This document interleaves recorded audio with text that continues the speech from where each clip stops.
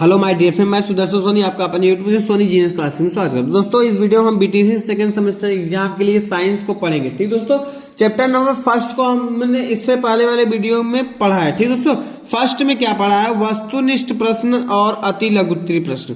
तो ध्यान दीजिए, चैप्टर फर्स्ट का क्या नाम है? पृथ्वी और आकाश। हमें पृथ्वी और आकाश के बारे में पढ़ना है। ठीक दोस्तों, तो वस्तुनिष्ठ और अति लघुत्तरीय को हमने पढ़ लिया है। अब हम लोग पढ़ेंगे इस वीडियो में लघु उत्तरीय क्वेश्चन। लघु उत्तरीय क्वेश्चन दोस्तों एग्जाम में इंपॉर्टेंट है। चलिए देखते हैं क्वेश्चन नंबर फर्स्ट को। देखिए क्या बोल रहे हैं, बुध ग्रह को संक्षेप में बताइए। अब बुध ग्रह, ध्यान से देखिए भैया, बुध ग्रह क्या होता है?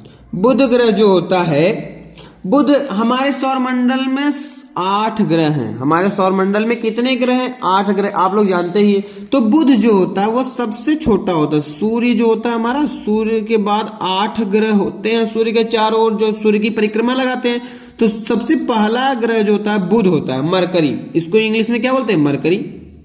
ठीक दोस्तों, यह सूर्य के सबसे निकट का ग्रह है और बहुत गर्म ग्रह है। बहुत गर्म ग्रह क्योंकि यह सूर्य के सबसे पास में है। ठीक है, आगे इसका कोई चंद्रमा नहीं, मतलब इसका कोई उपग्रह नहीं है। यह सौरमंडल का सबसे छोटा ग्रह है।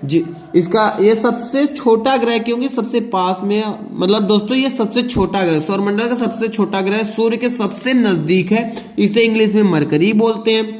इसका व्यास 4900 किलोमीटर है। व्यास का मतलब होता है दोस्तों, जैसे ये हमारा कोई गेंद है, तो इस कोने से लेकर इस कोने तक 2 बिंदुओं के बीच जो ये दूरी है ना, इसी को व्यास बोलते हैं। तो व्यास 4900 किलोमीटर, आप सोच समझ लीजिए कितना किलोमीटर लंबा है ये इसका व्यास। ठीक है दोस्तों, तो ये हमारा बुध ग्रह का व्यास हो गया। ये कितने की रफ्तार से चलता है? 1,72,500 किलोमीटर प्रति घंटे की रफ्तार से 88 दिनों में सूर्य की परिक्रमा कर लेता है। ठीक है, सूर्य के चारों ओर घूम रहा है तो सूर्य की परिक्रमा करता है। इसका कोई उपग्रह नहीं है, हमने अभी अभी पढ़ा है। ठीक है दोस्तों, इस ग्रह पर एक वर्ष केवल 88 दिन, लगभग 87.97, मतलब कि 87.97 दिन जो है पृथ्वी दिवस, पृथ्वी के दिन के जितना दिन पृथ्वी पर होता है, पृथ्वी का जो भी दिन होता है उस पर जितना 87 दिन होता है, उतना ही दिन इस पर 1 साल हो जाता है। ठीक दोस्तों, एक दिन जो है पृथ्वी इस ग्रह पर 58.65 दिनों के बराबर है। यह ऐसा ग्रह है जिसमें पानी नहीं है। इस बुध ग्रह में क्या है? पानी नहीं है।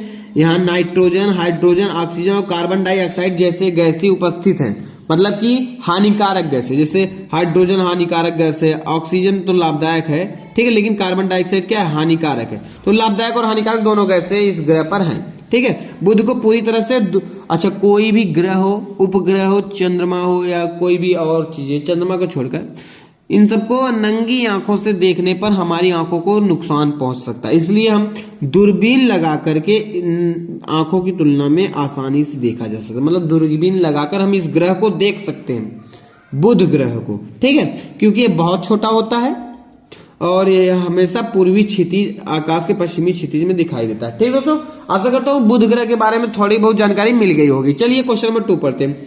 वरुण ग्रह। वरुण ग्रह मतलब कि यह सूर्य के सबसे 8वें नंबर, मतलब 8वां ग्रह है, एकदम लास्ट का ग्रह है, 8वां ग्रह। इसे नेपच्यून बोलते हैं, नेपच्यून। ठीक दोस्तों, यह 8वां ग्रह है और सूर्य से सबसे दूर है, सबसे दूर है। ठीक है, यह एक आइस जाइंट भी है। वायुमंडल मुख्य रूप से नाइट्रोजन और हीलियम से बना है। यहाँ पर वायुमंडल है, मतलब कि वरुण ग्रह जो है उस पर वायु, जैसे हमारे पृथ्वी पर क्या है? वायुमंडल है, जीवन है। उसी प्रकार से यहाँ पर जो है हम लोग सांस लेते हैं, वायुमंडल है तभी तो यहाँ पर वरुण ग्रह पर भी वायुमंडल है, लेकिन हाइड्रोजन और हीलियम गैस से बना हुआ है। यह नीले रंग का होता है। इसका रंग कैसा है? नीला। ठीक है, ये और इस पर तेज हवाएं चलती रहती हैं। जो नेपट्यून ग्रह, वरुण ग्रह है, इस पर तेज हवाएं चलती है और नाइट्रोजन, ऑक्सीजन, हीलियम और हाइड्रोजन गैसें यहाँ पर हैं। ठीक है, चलिए ये चौथा सबसे बड़ा ग्रह है सौरमंडल का, तीसरा सबसे विशाल ग्रह। इसकी खोज देखिए 1846, मतलब 1846 में वरुण जो ग्रह है ना, इसकी खोज भरा के किए रहा जोहान गाले और अर्बेन ले वेरियर, जोहान गाले और अर्बेन ले वेरियर ने की थी। ठीक है, यह सौर मंडल का एकमात्र ग्रह है जो गणितीय भविष्यवाणियों द्वारा पाया गया है। इसकी खोज हो गई है, मतलब गणित के भविष्यवाणियों के द्वारा। ठीक है, अगर हर 248 साल में प्लूटो अपनी कक्षा को पार करता है। यह स्थिति 20 साल से जारी है। इसके 14 उपग्रह हैं, जो नेपट्टून ग्रह, इसके 14 उपग्रह हैं। इसका सबसे बड़ा प्रसिद्ध चंद्रमा ट्राइटन है। ट्राइटन सौरमंडल का एकमात्र चंद्रमा है जो अपने ग्रह के घूमने की दिशा के विपरीत दिशा में चलता है। मतलब अगर हमारा ग्रह ऐसे ऐसे चल रहा है तो उसके विपरीत में ये चलता है। ठीक है दोस्तों, चलिए अब हम क्वेश्चन नंबर 3 को पढ़ते हैं। किस ग्रह को पृथ्वी का जुड़वा ग्रह कहा जाता है? ठीक है दोस्तों, किस ग्रह को पृथ्वी का जुड़वा ग्रह? अब भैया जुड़वा ग्रह शुक्र ग्रह जो शुक्र ग्रह है, वीनस, इसको बोलते हैं इंग्लिश में वीनस। जो शुक्र ग्रह है ना दोस्तों, शुक्र ग्रह को हम लोग क्या बोलते हैं? जुड़वा ग्रह, पृथ्वी की जुड़वा बहन, पृथ्वी का जुड़वा बहन पूछे, शाम का तारा, भोर का तारा, इसी ग्रह को कहा जाता है शुक्र ग्रह को। ठीक है, यह सूर्य से दूरी के क्रम में दूसरा ग्रह है। हाँ, जैसे सूर्य है, सूर्य के बाद क्या होता है? बुध, शुक्र, पृथ्वी, मंगल, बृहस्पति, शनि, अरुण, वरुण। ठीक है दोस्तों, तो 8 ग्रह होते हैं। तो सबसे पहला बुध है, दूसरा वाला क्या है? शुक्र। तो शुक्र ग्रह दूसरा नंबर पर आता है, इसे वीनस बोलते हैं। ये पृथ्वी की जुड़वा ग्रह है या जुड़वा बहन है। इसी को भोर का तारा, शाम का तारा, चमकीला तारा भी इसी को बोलते हैं। यह रात देखिए, तो शुक्र पृथ्वी का निकटतम ग्रह है, मतलब पृथ्वी के सबसे नजदीक है।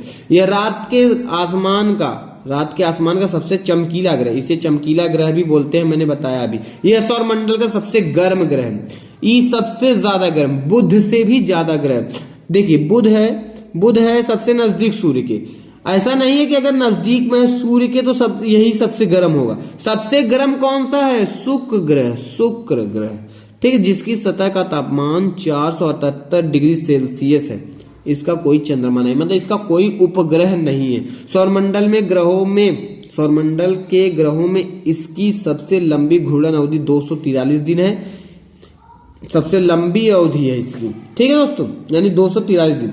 इस ग्रह पर एक दिन 243 पृथ्वी दिवस है और एक वर्ष 224.7 पृथ्वी दिवस है। इसे पृथ्वी का जुड़वा बहन भी कहा जाता है। ऐसा शुक्र और पृथ्वी के बीच आकार और द्रव्यमान में समानता के कारण कहा जाता है। ठीक है, यानी जितना जैसा पृथ्वी वैसा ही शुक्र है, इसीलिए इसको बोला गया। चलिए अब क्वेश्चन नंबर 4 को हम लोग पढ़ते हैं। सौर परिवार को सचित्र समझाइए, पूछा गया है 2016 में। ठीक है, सौर परिवार को सचित्र। सौर परिवार मतलब सौर मंडल में देखिए, सौर मंडल में दोस्तों सबसे आगे क्या होगा? सूर्य। आप जानिए, सूर्य के चारों तरफ 8 ग्रह होते हैं जो सूर्य की परिक्रमा करते हैं, सूर्य के चारों ओर चक्कर लगाते हैं। तो सूर्य सबसे पहले बना लेंगे केंद्र में, उसके बाद दूसरे पहला नंबर पर बुध ग्रह बनाएंगे, बुध के बाद बुध शुक्र पृथ्वी मंगल बृहस्पति। ठीक है दोस्तों, बृहस्पति के बाद शनि, फिर इसके बाद अरुण, इसके बाद वरुण। ठीक दोस्तों, 8 ग्रह होते हैं। 8 ग्रह आप बनाएंगे। क्या? सबसे पहले सूर्य बना लीजिए, ऐसे ऐसे करके सूर्य पृथ्वी, सूर्य के बाद क्या आएगा? बुध शुक्र पृथ्वी मंगल बृहस्पति शनि अरुण वरुण। 8 ग्रह हैं, 8 ग्रह को बनाना है।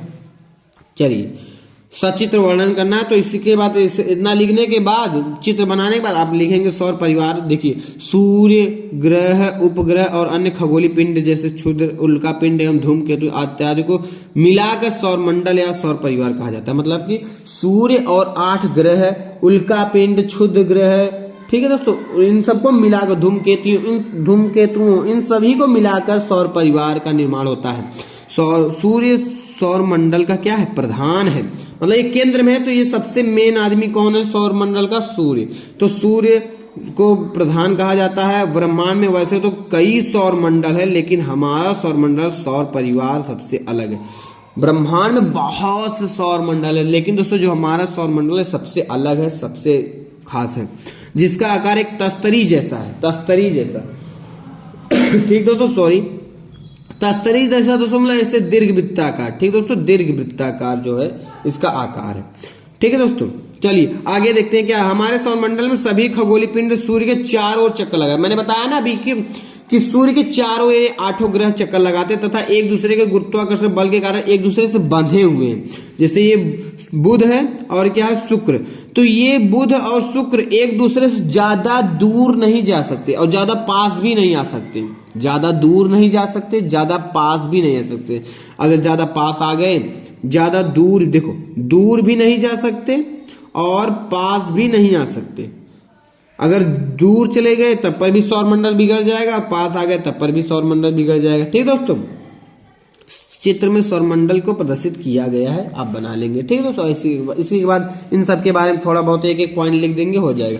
Question number 4 complete. Question number 5 देखते हैं। चलिए क्या बोल रहा है, ध्रुव तारा पोल स्टार आसमान में किस दिशा की ओर दिखाई देता है? किस दिशा की ओर दिखाई देता है ध्रुव तारा? चलिए ध्रुव तारा के बारे में हम लोग पढ़ते हैं। ध्रुव तारा क्या बोला है, देखिए ध्रुव तारा आसमान में उत्तर की ओर देखने पर जो चमकता हुआ तारा नजर आता है उत्तर की दिशा में। किस दिशा में? ध्रुव तारा उत्तर की दिशा में देखने पर जो चमकता तारा दिखाई देता है उसे ध्रुव तारा कहते हैं। आसमान में उत्तर की दिशा में जब हम देखते हैं, उत्तर की दिशा में जो तारा दिखाई देता है उसी को हम ध्रुव तारा बोलते हैं। ध्रुव तारे की पृथ्वी से दूरी 434 प्रकाश वर्ष है। प्रकाश वर्ष बहुत लंबी प्रक्रिया है दोस्तों दूरी मापने की। ठीक है, बहुत ज्यादा दूर है ये। आकाश में उत्तर की ओर चमकता हुआ यह तारा हर किसी को आकर्षित कर लेता है। वैज्ञानिक उसे ध्रुव तारा इसलिए कहते हैं क्योंकि वह उत्तरी ध्रुव से हमेशा एक जगह चमकता हुआ नजर आता है। लेकिन धर्म ग्रंथों में उसे बालक ध्रुव का तारा कहा गया है। अंग्रेजी में पोल स्टार भी कहा गया जाता है। ध्रुव तारा को अंग्रेजी में क्या बोला गया है? Pole star. इस कारण समुद्र व रेगिस्तान में सफर करने वाले लोग दिशा के ज्ञान के लिए भी इस तारे का सहारा लेते हैं। मतलब कि उत्तर दिशा में दिखाई देता है और वहीं पर टिका रहता है और ये चमकता हुआ दिखाई देता है। तो इससे जो है ध्रुव तारे को देखने से वैज्ञानिकों को और बहुत से लोगों को दिशाओं का ज्ञान हो जाता है। ठीक है दोस्तों, आकार में बहुत बड़ा होने के कारण खगोलशास्त्री से अत्यंत रोशनी वाला महादानव तारा कहा जाता है। तो महादानव तारा मतलब कि बहुत बड़ा होता है और बहुत तेज चमकता है और ये उत्तर की दिशा में दिखाई देता है। ठीक दोस्तों, इसे इंग्लिश में बोलते हैं पोल स्टार, तो इसीलिए इसको हम ध्रुव तारा कहते हैं। चलिए क्वेश्चन नंबर 6 क्या बोल रहा है कि ग्रहण क्या है, सूर्य ग्रहण कैसे होता है? ग्रहण क्या होता है दोस्तों? ग्रहण सबसे पहले हम लोग पढ़ते हैं ग्रहण क्या होता है, इक्लिप्स क्या होते हैं। इक्लिप्स क्या है दोस्तों? यानी जब कोई ग्रह होते हैं, जो ग्रह हमारे सौरमंडल में है, ये ग्रह एक दूसरे को एक सीधी रेखा में जब आ जाते हैं, एक दूसरे के सीधी रेखा मतलब ये इसके सामने, ये इसके सामने, एक दूसरे के सामने आ जाते हैं और इसकी किरण उस पर नहीं पड़ पाती और उसकी किरण इस पर नहीं पड़ पाती, यानी इसकी एक दूसरे को ढक लेते हैं पूरी तरह से। तो इसी को हम ग्रहण बोलते हैं। ग्रहण मतलब क्या होता है, जब किसी पिंड के परिप्रेक्ष किसी दूसरे पिंड को अवलोकन देखने पर किसी अन्य तीसरे पिंड के कारण बाधा उत्पन्न होती है। मतलब कि जैसे सूर्य है और यह है पृथ्वी, पृथ्वी पर हम लोग हैं, अब पृथ्वी से हम सूर्य को देख रहे हैं। ठीक है, तो हमें सूर्य दिखाई देता है। ठीक है, दिखाई तो देगा, लेकिन अगर हमें नहीं दिखाई दे रहा है सूर्य, क्यों नहीं दिखाई देगा? तो कुछ इस पृथ्वी और सूर्य के बीच में कोई आएगा, कुछ न कुछ आएगा। तो क्या आएगा? चंद्रमा आएगा। क्या आएगा? चंद्रमा। और ये जो चंद्रमा आ जाएगा, चंद्रमा आएगा तो चंद्रमा सूर्य को ढक लेगा, जिससे हम पृथ्वी से देखेंगे, हमें सूर्य नहीं दिखाई देगा। क्या दिखाई देगा? चंद्रमा दिखाई देने लगता है। तो इस प्रकार का मतलब कि एक ग्रह को ढक लिया जा रहा है, मतलब कोई छिप जा रहा है, तो ऐसी घटना को हम बोलते हैं ग्रहण। ग्रहण क्या है दोस्तों? जब एक ग्रह से किसी दूसरे ग्रह को देखा जाता है लेकिन वह न दिखाई दे, कोई तीसरे ग्रह की वजह से वह नहीं दिखाई देता है, तो इस घटना को हम ग्रहण बोलते हैं। ठीक है दोस्तों, ग्रहण समझ में आ गया? ग्रहण क्या है? ग्रहण मतलब जब एक ग्रह से दूसरे ग्रह को देखा जाता है तो दिखाई ना दे, किसकी वजह से? किसी तीसरे ग्रह की वजह से नहीं दिखाई देता है, तो इस चीज को हम ग्रहण बोलते हैं। ग्रहण दो प्रकार के होते हैं। ठीक है दोस्तों, देखिए जब दो पिंडों के बीच कोई तीसरा पिंड आ जाए, उसी पिंड से आने वाला प्रकाश स्रोत बंद हो जाए, इस घटना को हम क्या बोलते हैं? ग्रहण। चलिए ग्रहण के बाद सूर्य ग्रहण। देखिए ग्रहण दो प्रकार होता है, एक सूर्य ग्रहण होता है, एक चंद्र ग्रहण होता है। तो सबसे पहले सूर्य ग्रहण। देखिए दोस्तों, सूर्य ग्रहण क्या होता है? जैसे ये सूर्य हमारा और ये हमारी पृथ्वी है। ठीक है दोस्तों, मान लीजिए ये पृथ्वी है, सूर्य और ये हमारी पृथ्वी है। तो सूर्य और पृथ्वी, ये सूर्य हो गया और पृथ्वी, सूर्य और पृथ्वी के बीच में क्या आ जाए? चंद्रमा। क्या आ जाए? चंद्रमा। सूर्य और पृथ्वी के बीच में चंद्रमा आ जाता है, इस घटना को हम बोलते हैं सूर्य ग्रहण। ठीक दोस्तों, इसके क्या बोलेंगे हम? सूर्य ग्रहण। देखिए क्या बोला है, सूर्य ग्रहण तब होता है जब सूर्य आंशिक अथवा पूर्ण रूप से चंद्रमा अथवा व्यवधान हो जाए, चंद्रमा के द्वारा व्यवधान उत्पन्न हो जाए, मतलब चंद्रमा बीच में आ जाएगा। सूर्य और पृथ्वी और सूर्य के बीच में क्या आएगी? चंद्रमा आएगी। चंद्रमा आएगी तो चंद्रमा क्या कर लेगा? सूर्य को ढक लेता है, इसी को हम बोलते हैं सूर्य ग्रहण। ठीक है, इस प्रकार के ग्रहण के लिए चंद्रमा का पृथ्वी और सूर्य के बीच आना, इसे पृथ्वी पर रहने वाले लोगों को संबित भाग दिखाई नहीं देता, मतलब सूर्य नहीं दिखाई देगा, इसी को हम बोलेंगे सूर्य ग्रहण। अक्सर चंद्रमा सूर्य पृथ्वी के सिर्फ कुछ हिस्से को ही ढकता है। अगर मतलब सूर्य है और ये चंद्रमा है दोस्तों, चंद्रमा इस सूर्य को पूरी तरह से नहीं ढक पाया, पूरी तरह से नहीं ढक पाया तो उसे आंशिक ग्रहण कहेंगे। अगर पूरी तरह से ढक लेगा तो उसे पूर्ण ग्रहण कहेंगे। पूर्ण ग्रहण 7 मिनट तक होता है। ठीक दोस्तों, ठीक है दोस्तों। और जब पूरी तरह से ढक लेता है ना दोस्तों, तो इसके चारों तरफ एक प्रकाश की लाइट बन जाती है, तो उसे बोलते हैं कोरोना। पूर्ण ग्रहण के समय चंद्रमा को पृथ्वी के सामने गुजरने में 2 घंटे लगते हैं, 2 घंटा लगता है। चंद्रमा सूर्य को पूरी तरह से ज्यादा 7 मिनट तक ढक रहता है। देखो मैंने बताया अभी 7 मिनट तक ढके रहता है। ठीक दोस्तों, तो इन कुछ क्षणों के लिए आसमान में अंधेरा हो जाता है। जब ऐसा होता है तो आसमान में क्या हो जाता है? अंधेरा हो जाता है। पृथ्वी पर हमारी क्या हो जाता है? अंधेरा हो जाएगा। ठीक दोस्तों, या यूं कहे कि दिन में रात हो जाए, मतलब कि जब सूर्य ग्रहण होगा तो दिन में ही रात हो जाएगा ऐसा होने पर। ठीक दोस्तों, चलिए, चंद्रमा का रेखांश राहु या केतु के पास होना चाहिए, चंद्रमा का अक्षांश शून्य के निकट होना चाहिए। आपको इतना बात समझ में आया? सूर्य ग्रहण क्या है? सूर्य और पृथ्वी के बीच में का आ जाएगा चंद्रमा, और चंद्रमा आने से चंद्रमा ने सूर्य के प्रकाश को पृथ्वी पर आने से रोक दिया। इस चीज को हम क्या बोलेंगे? सूर्य ग्रहण। ठीक है दोस्तों, सूर्य ग्रहण हमेशा दोस्तों अमावस्या के दिन होता है। ठीक दोस्तों, चलिए अब चंद्र ग्रहण क्या होता है दोस्तों? चंद्र ग्रहण, चंद्र ग्रहण आप समझिए, चंद्र ग्रहण कब? ये सूर्य है, ये क्या है दोस्तों? चंद्रमा, चंद्रमा है। अब देखिए इसका अपोजिट ही है उसका। अब बीच में क्या आ जाएगा? पृथ्वी। क्या आ जाएगी? पृथ्वी। सूर्य और चंद्रमा के बीच में, जब सूर्य और चंद्रमा के बीच में क्या आ जाएगी? पृथ्वी आ जाएगी, तो इस चीज को हम बोलेंगे चंद्र ग्रहण। चंद्र ग्रहण पूर्णिमा के दिन होता है, पूर्णिमा। चंद्र ग्रहण किस दिन होता है? पूर्णिमा को। और सूर्य ग्रहण जब सूर्य और पृथ्वी के बीच में चंद्रमा आ जाएगा, सूर्य पृथ्वी के बीच में क्या आ जाएगा? चंद्रमा, तो इस घटना को हम बोलेंगे सूर्य ग्रहण। सूर्य ग्रहण कब होता है? सूर्य ग्रहण मैंने बताया अमावस्या का होता है। ठीक है दोस्तों, अमावस्या के दिन। और चंद्र ग्रहण कब होता है? चंद्र ग्रहण पूर्णिमा को दिन होता है। ठीक दोस्तों, आपको कैसा लगा ये वीडियो? अगर अच्छा लगा हो तो लाइक कीजिएगा, कमेंट कीजिएगा, सब्सक्राइब कीजिएगा दोस्तों। अब मिलेंगे अपने नेक्स्ट वीडियो नेक्स्ट चैप्टर को लेकर, तब तक के लिए धन्यवाद।